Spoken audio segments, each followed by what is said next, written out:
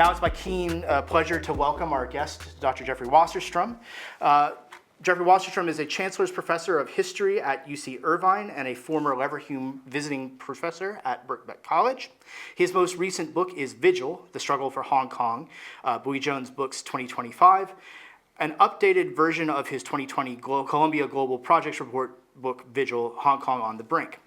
His second Columbia Global Reports book, The Milk Tea Alliance, Inside Asia's Struggle Against Autocracy and Beijing, will be published in the spring. And our comments today will primarily be focused on the brand new edition of his book, Vigil, but we may talk a little bit about your more recent work as well. But first of all, welcome to the MCI. We're really pleased to have you here. Thanks. It's really great to be back in Manchester. Yes. Yeah. So for those of you who have not had the chance to read through the excellent 2020 book that we're talking about the update on, perhaps we can talk a little bit about why this update has come out 5 years after your initial book, Vigil. What's new in this new edition? Yeah, so the first edition was finished in October of 2019 while the movement was still going on. And it ended with trying to think about what might happen next.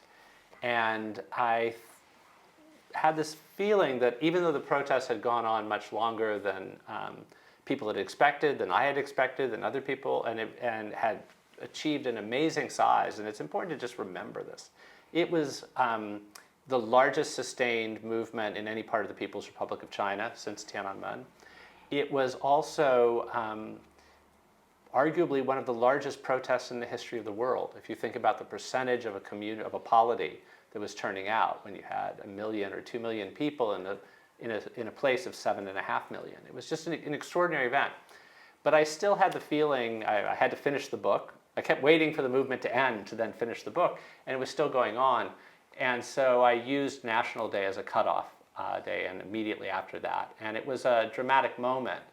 At National Day, there were big celebrations in Beijing of the National Day of the Nation. And in Hong Kong, there were protests on that day. And it was the first day that the police used live ammunition. Until then, they had been using rubber bullets and a lot of tear gas. So it was a dramatic moment, and the protests were still going on. But I ended the book with a pessimistic prediction, which was that as dramatic and extraordinary as the protests were, and as despite how much popular support they were getting, I couldn't see any scenario where going forward there wouldn't be more and more of an absorption of Hong Kong into the People's Republic of China and becoming forced to be like another city. And so I ended on that pessimistic note, and I signed off on the proofs. And there was this upcoming district election, which was scheduled for November. And I assumed the authorities would just cancel it because there was so much popular support for democratic forces. They didn't cancel it, and the democratic forces swept. And then I immediately thought, oh no, I've just finished this book that says, things are going to peter out, and yet it was good. So I thought I would have ended it too pessimistically. And then unfortunately, the pessimism was justified. And in 2020, partly under the cover of COVID, providing an excuse to ban all kinds of public gatherings, but also the distraction of the world because of COVID, Beijing imposed the national security law on the city. So the book came out, the first edition, in February of 2020. This dramatic change, not unexpected, but still dramatic, the national security law, which essentially did away with any degree of legal independence of Hong Kong. I immediately wanted to update the book. Columbia Global Reports, I said, so can I bring out a second edition? And they said, we're a small operation. We put out 5 books a year. We put 6 books a year. We put an enormous amount of attention into each book, and they were just wonderfully hands-on and helping and beautifully produced and edited. And they said, all of our books are very topical. Everybody would want to do a second edition. So I kept trying to convince them to let me keep working on this topic that I felt wasn't really completely finished. And that's where I led to doing the next book with them about the influence, in a sense, of Hong Kong's protests on other parts of Asia. And it's feeling that by the fall of 2020, there were big protests in Thailand, and it was if a baton had been passed from Hong Kong to Thailand. And in Thailand, young people had been expressing support for the Hong Kong protests, and now Hong Kongers were expressing support for the Thailand one. But at the same time, I felt that the UK was someplace where the book hadn't had a chance, because by the time it came out, bookstores were closing. I felt there was a special readership for a book about Hong Kong, potentially.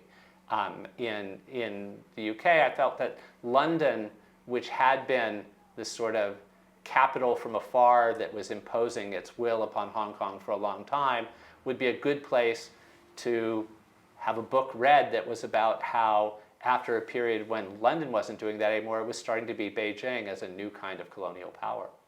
So the book didn't really have a chance, so I was lucky enough to be able to start talking to Min-Wei Jones, and he said he was going to launch a book series. And I talked to Columbia Global Reports and said, can we bring out a UK-only updated edition with a focus on with a particular spin on the issues here? And they've actually changed the name of the publisher. It's now Brixton Inc. Oh. And it's a very London-rooted, a London-rooted publisher. And they're doing beautiful books, largely about Asia in different parts. And so the new part of the book, the central part of the book is exactly what was published in 2020, except for some changes of the spellings of some words that had to be changed from Americanisms to British spellings. But other than that, it's just what it was, without trying to change even the sense of something being written as events are happening. But there are two important parts: a foreword by Amy Hawkins, who's now the Guardian's senior China correspondent, but helped me do some research for the original edition when she was a freelancer, and got a with contributions credit on the first one.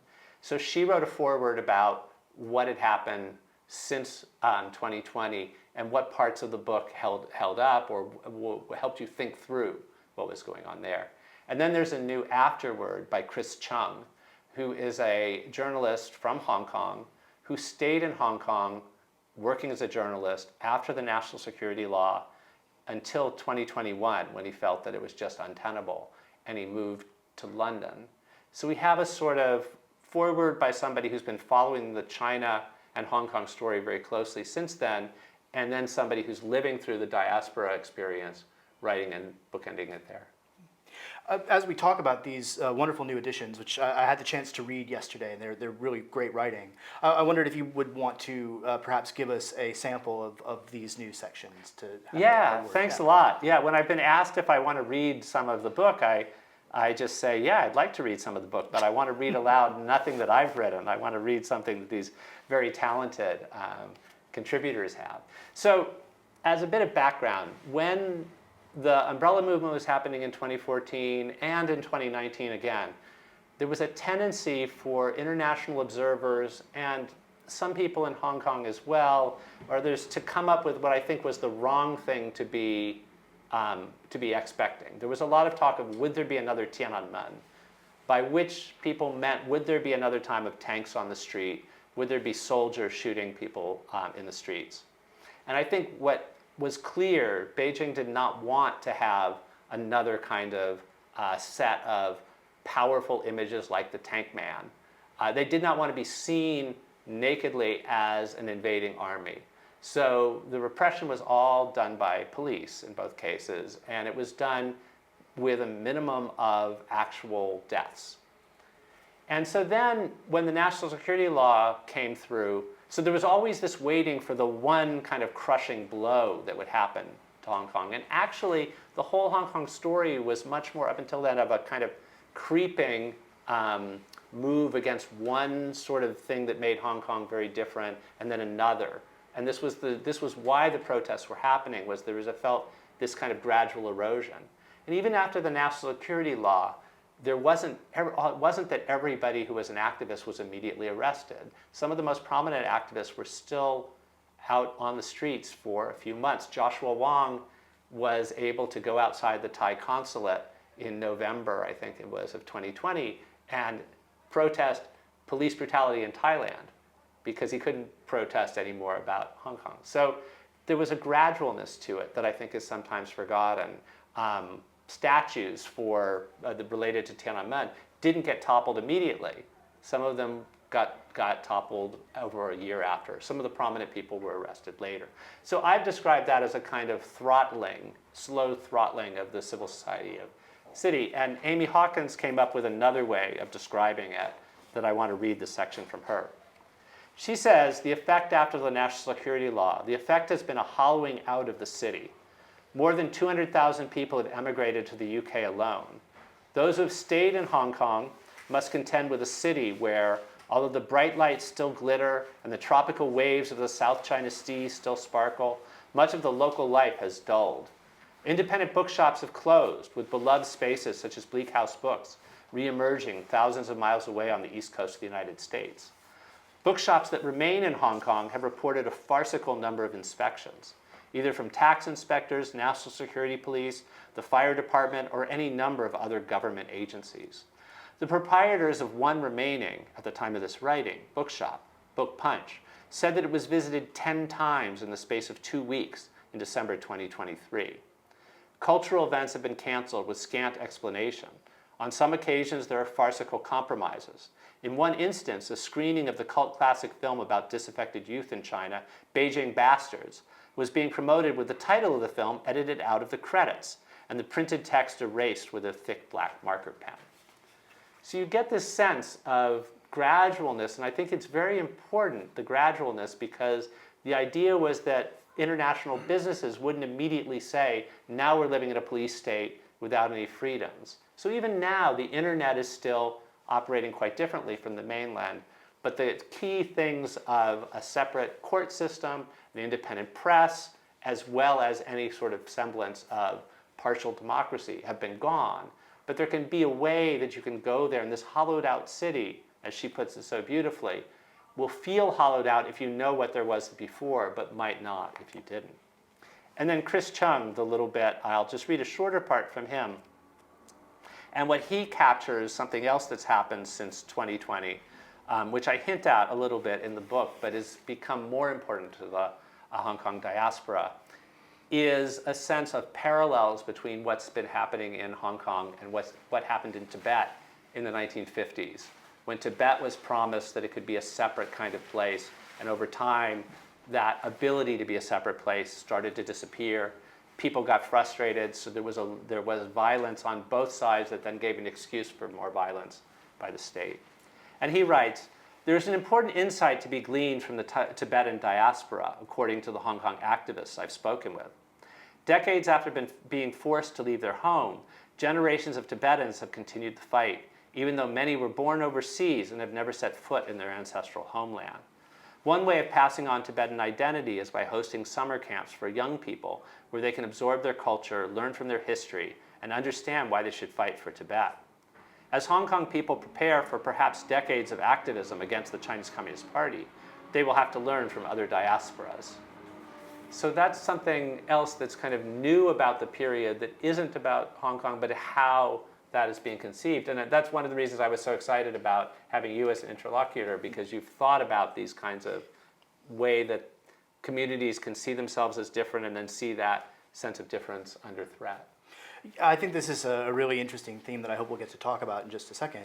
I really appreciated that you pulled the section from Amy Hawkins' forward that talks and speaks to that sort of gradualism and the step-by-step, because one of the things I think is great about the book is, although it is written with an incredible amount of urgency, and you can really feel the in-the-moment perspective that comes through the text, it also does a really great job of placing the protests in context instead of just treating them as in a vacuum. You know, you talk about sort of what begat the movement in 2019. And I wondered if you could speak to a little bit about what eventually gave way to the protests in 2019. How did we find ourselves in that spot? So I think well, wait, how far back do you want to go? So, you know, I want to focus mostly on, going forward. This is the third event of the launch for this edition. And the first event was in Cambridge at Heifer's bookstore with Julia Lovell, who's written an important and impressive book on the Opium War. And I said Julia Lovell was the perfect interlocutor because that's the sort of origin point of Hong Kong as a city. was when there were people living in what became Hong Kong, but Hong Kong, as it evolved into a city, was the Opium War. So I said she was the perfect interlocutor. And then yesterday I did a bookstore event at Blackwell's in Oxford, and 𝗘𝘃𝗲𝗁, who's written a lot about the end of communism in Eastern and Central Europe, and 1989 in Eastern Europe, I said he's the perfect interlocutor for the book because to think about moments of enormous protest. But then when I knew I was going to do this with David, I thought, okay, and I can say he's the perfect interlocutor for the end of the book, which is this kind of the absorption and the pressures to conform. So I believe that's all true, but we need to figure out how we get to that 2019 and after. And I think that the real starting point for this is the agreement for the handover of Hong Kong that Margaret Thatcher reached with the Beijing authorities in 1984, and then that led to the handover in 1997. And I won't rehearse everything about that except to say the idea was that there would be something called one country, two systems, which would be Hong Kong would become part of the country, the People's Republic of China, but it would be able to maintain a distinctive system. And everybody agreed on two things about that. Everybody agreed that Hong Kong would not have its own, once it became part of the People's Republic of China, it would not have its own diplomatic policies. It would not have, and everybody agreed on something else about the two systems. It would have a different economic system. It would have a stock market governed by different kinds of rules. And so everybody agreed about that. Everybody wanted it to go its own way economically to some extent, and not go its own way diplomatically.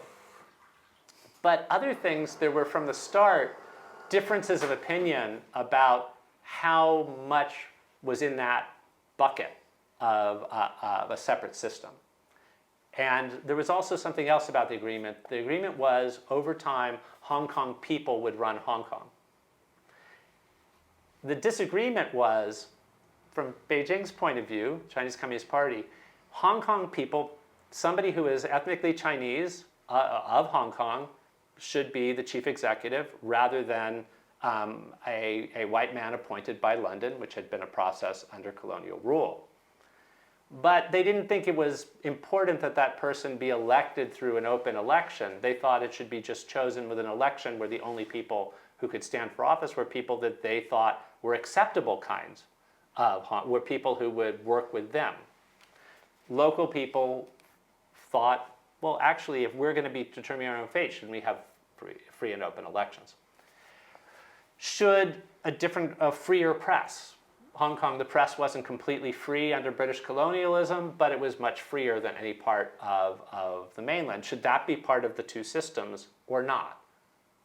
What about independent courts? Should that be part of the separate systems or not? What about decisions about things that were in Hong Kong but connected to the mainland, like rail lines?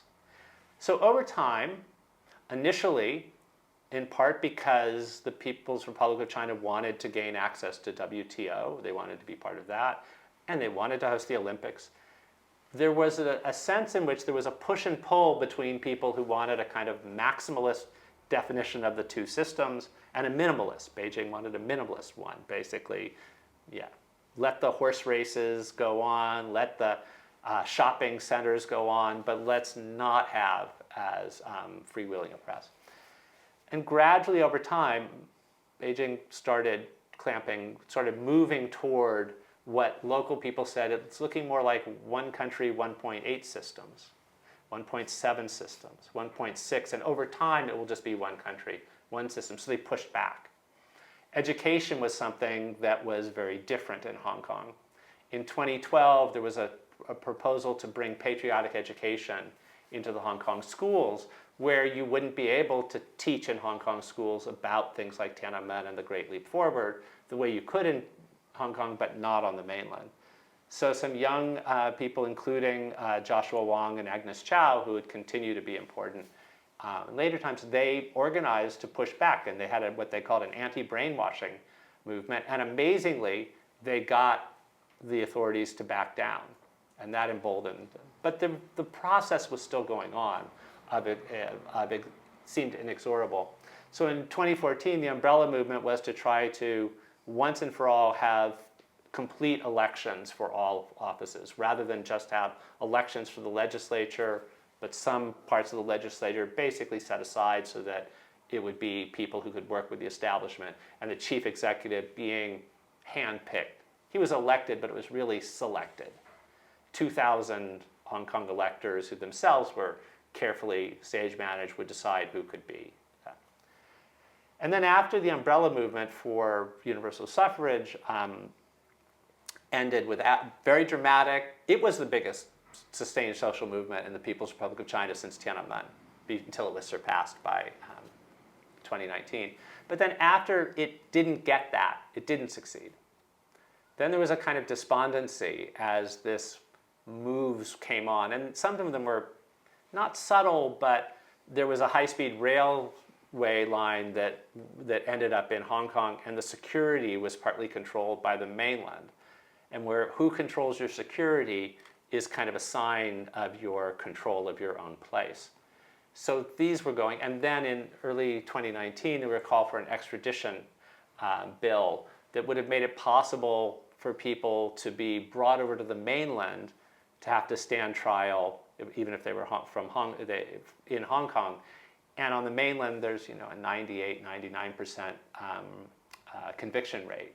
So this was going to be, people felt, the end of legal independence, independence courts. So there were protests that grew larger than anybody expected, but it was because it seemed like a last stand. There had been so much chipping away. It had been down to one country, 1.3 systems, or whatever in people's minds.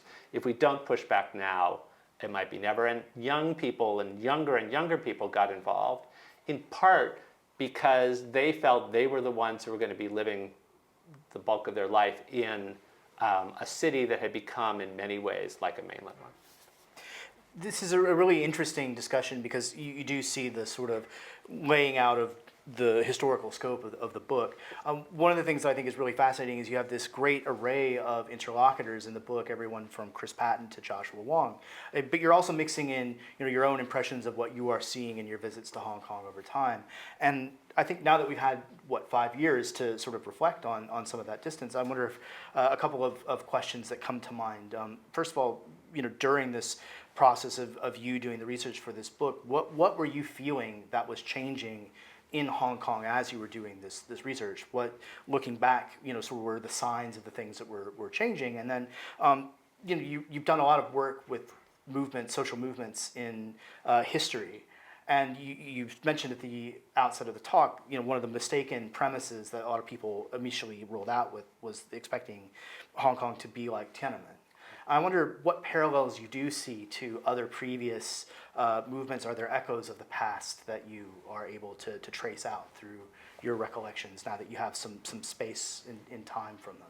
So one of the things that really caught my attention, and I was just thinking about this morning, again, was I was following the lead up to the 2014 protests.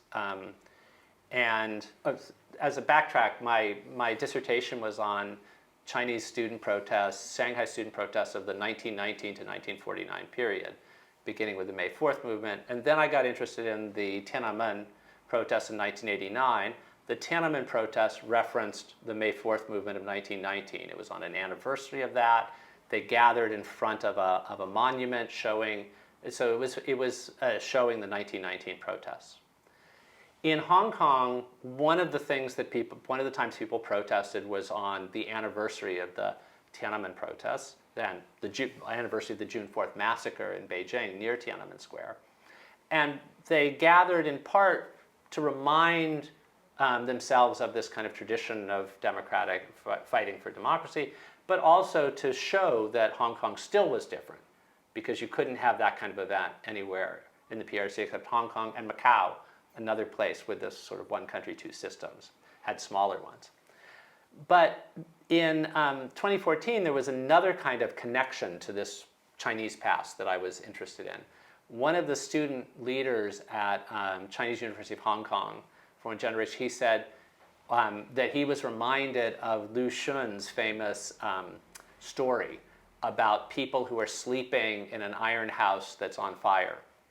And it's sort of people being unaware of something catastrophic that's their kind of fate, and the need to try to arouse people's fear of a danger. But it's also the story, the vignette is very powerful, because the question comes, should we just let them sleep? Would that be the humane thing to do? Because they're in an iron house. There's no way they're going to escape. So they're just going to die knowing they're going to die, or they're going to die without it. And he basically says the human thing is you wake them up, even if it seems there's no way you can get out. So that was a connection to kind of a Chinese tradition. But the reason why I was thinking about it this morning was yesterday I was asked, well, did the movement have any chance to succeed ever? Wasn't everything stacked against it? How could anybody imagine, as they kept turning out on the streets, that it was going to succeed? And I think the burning house there makes sense. You have the iron house. You never know. You can't be sure that the seemingly impossible won't happen. In social movements, they're often carried forward by the idea that even if in a certain rational sense, it can't win, there are some times in the past when things that seemed that they could not possibly succeed do succeed. And that keeps the kind of hope or possibility alive. So I was very aware of parallels and traditions from the Chinese past, and there were terms that I had come across in Shanghai protests of the 2010s, Shanghai Ren to Shanghai. There was a moment when the Shanghai people wanted to control Shanghai, and Hong Kong, Glory to Hong Kong was in a sense related to that. There were calls for a sanba, I'm not sure how it's pronounced in Cantonese, but it just means triple strike. And that was also being talked about. That was something that I recognized the characters for from a different point, different pronunciation. But I was also interested in the Hong Kong activists were learning from Eastern Europe. They were looking all over the world. They had something called the Hong Kong Way, which was you'd make up a human chain of people holding hands to sort of show unity across what had been seemingly different parts of an area from different neighborhoods and things. And there was the Baltic Way, was what they were inspired by there, something that happened in 1989 in parts of the former Soviet Union. They were drawing from those things. One thing that I think was really crucial that I wish I'd made more of in the book, and that was that in 2014, the umbrella movement, right before it, there had been Taiwan protests, the Sunflower Movement, where young people had occupied a government building. And the young people in Hong Kong were very influenced by that. Some of them, Alex Chow, one of the later leaders of the movement, went over to Taiwan. It's near enough you can go. It seemed to be facing similar dilemmas of a rising power of Beijing, and met with the Sunflower activists and said, what can you teach us? And there was some influence there. So there were a lot of those tactical carryovers and slogans, and some songs were picked up from different places, but they were also given local spins. A song that was sung by protesters in many places in 2019 or around then was Do You Hear the People Sing? And it was sung in many protest movements. In Hong Kong, when it was sung in Cantonese, though, as 𝗱𝗲𝗁, a wonderful poet from Hong Kong, blogged about this, and I read about it and was fascinated by it, that the lyrics in Cantonese became sort of who has not spoken out yet, which meant, like, even if we know they're not going to listen, it's important for us to show what we believe. So I'm fascinated by that, and there's a funny story about how the different ways things can get localized. The Baltic Way that becomes the Hong Kong Way with holding hands. These are very young Hong Kongers who were involved in this. And the boys and girls didn't want to hold each other's hands because of this sense of a kind of, maybe too much intimacy. So there was sort of one would hold one end of a pen and the other would hold the other end of a pen. The Lenin walls that were something borrowed from Central Europe, where there were graffiti-covered walls, became in Hong Kong Post-it note covered walls, which were beautiful and distinctively local. And then there was one Lenin wall in Prague that was used as a way to express concern about unfairness in the Soviet period. In Hong Kong, there was one Lenin wall, and then there were many Lenin walls all over. There was even a moving Lenin wall when somebody would put Post-it notes on himself. So it was tremendous creativity, and I think one of the wonderful things about the Hong Kong movement was it actually contributed things that then people in other places picked up on. I think that's something that we want to come back to sort of later when we talk about your more recent work. I wonder if we could talk maybe a little bit about the afterlives of the movement and sort of what it tells us about situations in both Hong Kong and maybe the PRC more broadly. You know, as you mentioned, the two of us are both kind of interested in these questions of identity and sort of belonging and assimilation that sort of happened. I wonder if you have had any chance to think about how the Hong Kong movement and the response to it is indicative of sort of broader concerns about how identity is managed in China today, especially in the midst of campaigns such as Xi's campaign for Sinicization of various ethnic and religious communities. Yeah, I think there's been an expanding of it. I mean, some of these things, Xi has a lot to answer for in my mind, and I think has ramped up this move toward there being only one acceptable way, in a sense, to be Chinese. There's a book I like a lot. I've read an advanced copy of. Emily Fang has a book coming out next in March called "Let Only Red Flowers Bloom," and the subtitle is something about identity under Xi. And we've seen places that were let go pretty much on their own. Things like moves to not use local languages. Mongolia used to be a place where there wasn't much concern about, some Mongolian, but then there's been a move toward homogenization. And of course, you've worked on the Hui, where there was a period not that long ago when Hui Muslims didn't think of themselves as being very connected to or similar to Uyghurs because they're very different. But then when the tightening of controls on Uyghurs in Xinjiang started focusing on any expression of difference or religious belief could make you suspect. Like if you stop drinking alcohol, that could be seen as, oh, maybe you're getting more attached to your Muslim identity than you should be. So then some Hui started thinking of themselves as somewhat connected to them, and then the state started moving more against them. I trace it back even before Xi, though. Some of this was an effort to always put the nation before the local, and the national identity before any other identity, which made Hong Kong this very challenging case for a Communist Party that wanted everybody on the same page, literally with education, but with other things.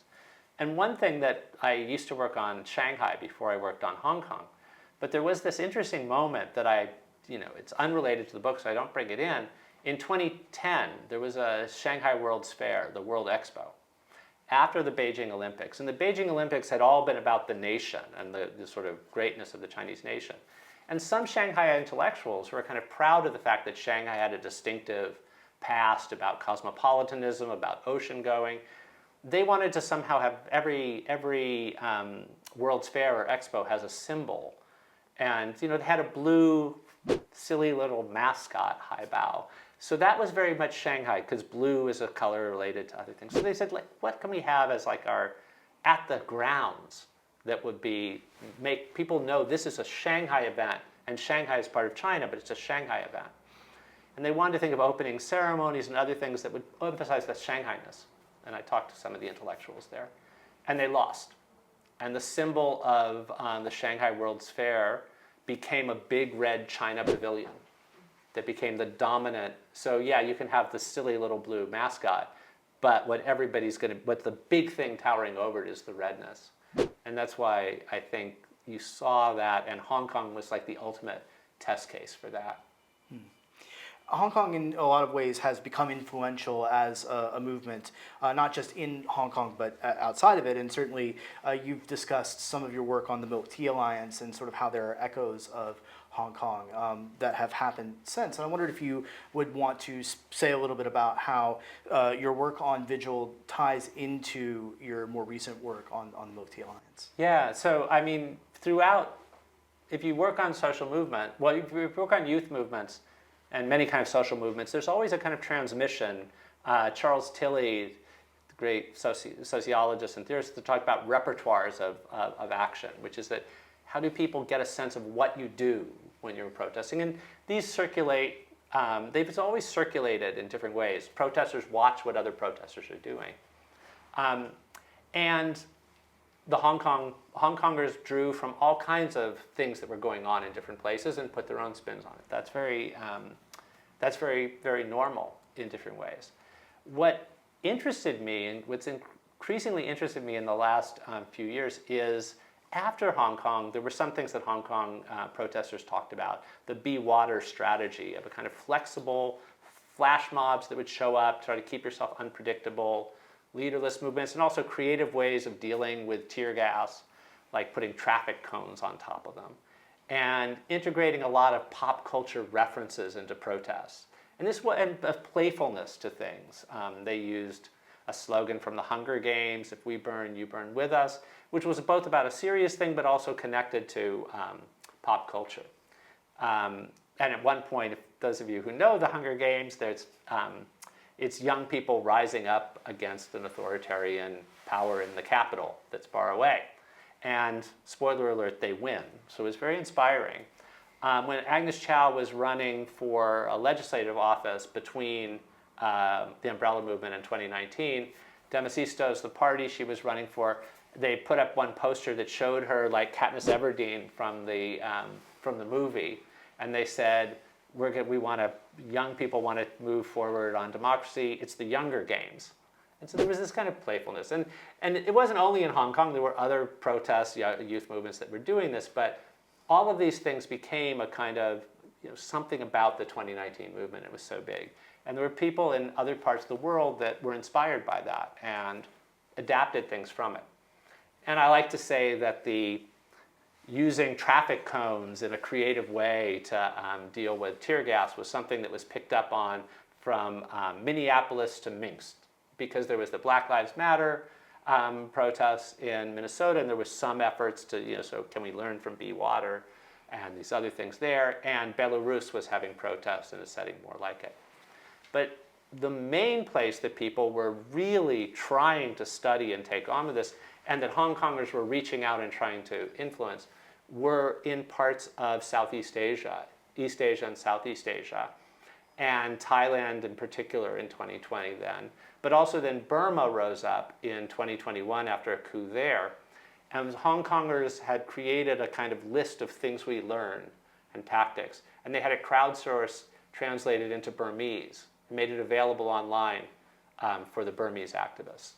And one thing you can say about that is, oh, how 21st century, you're using the web to share this in a different place.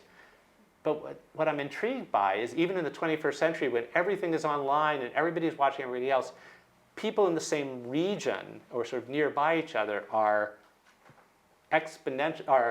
especially influenced by each other. So some things flow globally, but some things flow in a particular local way. Do You Hear the People Sing was sung all over the world in 2019, 2020, 21. It was sung in Belarus. But only in Hong Kong, Thailand, and Burma was it sung in a place where people were also drawing on the Hunger Games. In Thailand and Burma, this three-finger salute became the symbol of resistance and was held up while you sang, Do You Hear the People Sing? One from a Hollywood movie, but they're both from Hollywood movies, so they're like about global youth culture. But there's only that combination in those places. So, I mean, the Milk Tea Alliance, by the way, is a matter of this playfulness. There were people in Thailand, Taiwan, and Hong Kong that felt pressure from Beijing to conform in different ways. There was a celebrity that was a Thai celebrity that was getting criticized for having liked a social media post that said there were 4 countries, something about 4 countries, and one of those countries was Hong Kong. And this person's mainland fans say, we're not going to stop being your fan unless you apologize for having referred to Hong Kong as a country. And these are things that have been made, these are criticisms that are sometimes made of companies that show Taiwan a different color on a map. They say, if you want to have our business, you have to show Taiwan the same color as the PRC, because there's a claim by Beijing that it's part of the People's Republic of China, though it's not. And some of the online people, young people online, including the Thai activist I'm most interested in, and the Hong Kong activist he's tied to, but also Taiwan one, said, don't do it. We'll stand together against this. And what makes us different from the mainland? Well, we're all from places where you drink tea with milk in it as the iconic way to do it. We're from Hong Kong milky tea, Taiwan boba tea, Thai tea. So we'll be the Milk Tea Alliance. And there were these memes and things online that would show 3 cups of tea swearing allegiance to each other. And again, it was this kind of playfulness and effort to keep hope alive by kind of solidarity and joining together. And the Hunger Games, by the way, is, I can get obsessed with this, but the Hunger Games is not just about young people rising up against impossible odds and winning, but it's young people from different regions that have quite different kinds of forms of oppression, but realize that they shouldn't be fighting each other, they should be joining forces against the capital, and they should be supporting each other. So. I think we're drawing to sort of a close. I have one more question because I want to leave some time for Q&A with our guests here. But obviously, we've talked a couple of times how this is an opportunity to revisit a book that was written, you thought, with a deadline that would, put a point on the story. And the story obviously moved on in ways that you perhaps didn't expect, but have been surprising and interesting. And I wondered if you could give us a sense of, one, sort of what you think the most consequential things to have developed since you wrote initially the book were, and then what those things indicate to you about where you think the situation in Hong Kong is going in the future. Yeah, so with Hong Kong itself, it's very hard to see a scenario where, at least in the short run, there isn't just more of this hollowing out. And there are things to watch, certainly, that sort of be signs of just how far it's gone.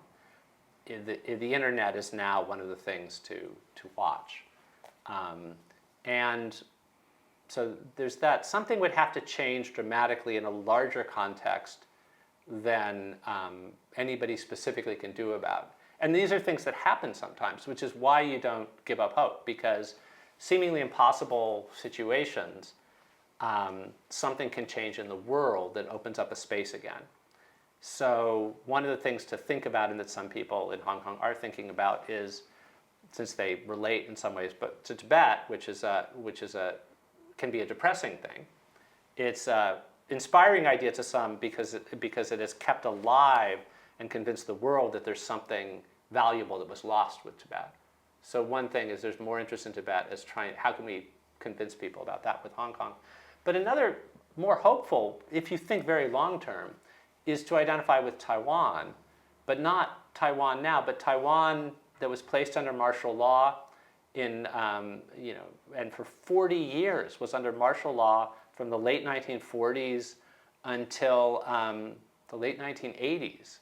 And there were people who were in exile, there were people who were discontented within the country, who just stayed quiet or tried to use the small spaces there. And something had to change in the larger world that kind of made the context. And same with places like Czechoslovakia, where Prague Spring was crushed in 1968. In the former Soviet Union, there were these risings that were just crushed over and over again. And you would think, why don't you just give up? Well, eventually, something opens the space. In that case, Gorbachev and other things, where you do a version of what you've done before, but this time it works. So those are one of the things to look at. I do think as much as I was fascinated by the Milk Tea Alliance idea in the early 2020s, there's been a pivot away in the Hong Kong diaspora community, and we were talking about this earlier. There's increased interest in not so much seeing the connection between Hong Kong, say Hong Kong, Taiwan, Thailand, but Hong Kong and Tibet, and to some extent Xinjiang, but also an interest in totally other parts of the world that seem to be facing, say, a powerful capital. You think you're your own place, but the powerful capital thinks you should be part of their expanding empire, and that can lead to a kind of feeling of solidarity with Ukraine. Yeah. Well, it's a wonderful resource. I have learned so much from reading the book, and I think it's been made incredibly great with new additions and new forwards that allow some of this retrospective perspective, and I'm really excited to have this new edition out. So thank you for having this chat with me. I'd like to sort of open it up to our guests who surely have questions that they'd like to ask. So I'll say one more thing while you're waiting to formulating in your head the right question. And this would be something that people have been too polite to say as a question to me when I've had any. None of my three perfect interlocutors have said it so far, which is like, okay, there are a lot of other books out or have come out on Hong Kong. Why to try to keep this one alive? And there was a very good one recently, Among the Braves, that went past 2019. Louisa Lim, who is one of my favorite writers in the East Asian field, has Indelible City. Karen Chung has Impossible City. Yeah. These are all wonderful. I mean, there are some very, very good books out there. None of them are as short. And I actually think this is one of the things about this series, the Columbia Global Reports, and some at least of Bricks and Ink too, is we live in a period of a lot of distractions. There are people who are this is the audiobook version of the original Vigil was 2 hours and 30 minutes to listen to it. I like to say you could read it on an airplane and watch a movie. You can read it, you can listen to it in less time than you can watch most of the movies nominated for Academy Awards, which are getting longer. Certainly any by Scorsese. And so a short one, it's also written in a very accessible manner. It's a storytelling manner. And it covers history, but it zooms in then on the recent past. And the new editions also are written with a very kind of idea of not taking for granted a lot of knowledge or specialization. If we do it right, it's something that can have an appeal to a Hong Konger and to somebody who's never been to Hong Kong. And one of the highlights of this little book tour was yesterday I gave a copy of the book to a friend of mine at Warwick University, Anne Gerritsen, a very fine historian largely of the Ming, and she just had it on her table as we were eating lunch, and the waiter came and said, "Oh, what's that book?" And I think he was attracted by the cover, and she said, "Oh, it's by one of the people you've been serving, and it's great." And he took out his phone and snapped a photo of it because he said, I'd kind of like to learn a little bit about Hong Kong. And I think the fact that the cover caught his eye, and probably the fact that the length caught his eye. I think he was a student at the University of Warwick, but he's got readings for his class, his classes, and it's 100 pages. It's like a very, very long magazine article. So that's my answer to the question that people have been too polite to ask.